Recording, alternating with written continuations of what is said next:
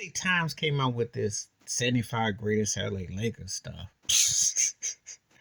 Nobody's gonna sit there caring about Kurt Rambis being on the list or Sadil 3 unless you're a fan or something like that. I mean, come on now.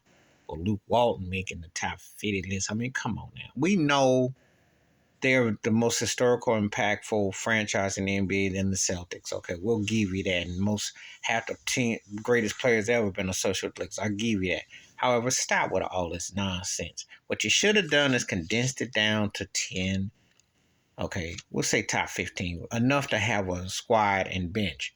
But let's not get into the 75. You know, for me, it's always going to be Magic number one because he changed the course, brought Showtime there.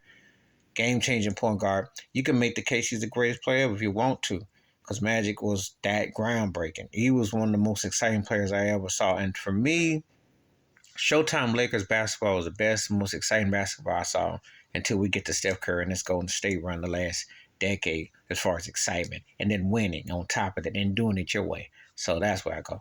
And I got a strong case for Kareem Abdul-Jabbar, number two. Most unstoppable is shot ever, the sky hook. Why more people don't do it, I don't know. Incredible for me. My third greatest Laker ever, if I was going to say it, would probably be Shaquille O'Neal. He three-peated. They went 4 out of 5 years. Come on now. Shaq dominated. He was the unstoppable force. And the only reason why I don't put him number one is because Magic and Kareem had a longer run with it. But he did something that they didn't do. He three-peated. He's the last to three-peat. And for all the Steph Currys and LeBron James and Durant finals runs, etc., Shaq's the last one. So, and his dominance, and I couldn't make a case for him being behind Magic, but I'll give Kareem the slightest. But I couldn't make a case because he was dominant, let no mistake about it. And then next, I got Kobe. Because Kobe, his whole career there, he was electrifying two guard. And him and Shaq were one of the greatest 1-2 punches ever and incredible talents. So I got him in. Then I got Jerry West, the logo. And then after that, Elgin Baylor, incredible talent. And you read about the small force, one of the most incredible players ever. Incredible. James Worthy, big game, James Worthy. Incredible, impactful. When we start about one names, we'll say that. So I'll say those guys. Those are like 7 guys off the top of my dome that I can think of. It's hard to name 10 because I got to really talk about impact. I'm talking about impact. I mean, because I can make a claim for Derek Fisher having an impact with the Lakers. I can make a case. I'm going to have to think about it. But D. Fisher was impactful for the Lakers. Championship runs, big shots, clutch plays. He wasn't leading to the team, but he was.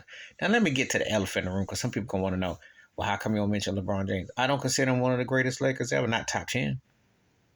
Yeah, he won a ring in the bubble with him and AD, but I don't consider that a formidable. He's only been had one good run. 3 years they didn't make the playoffs, and to me, he's underachieved in La La Land.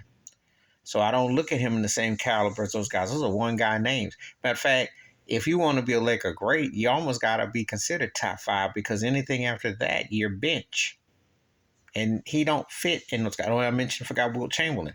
Wilt career is even more impactful than LeBron's is in La La. So I come to about 7, 8, 9 guys where I even dare mention them in La La Land.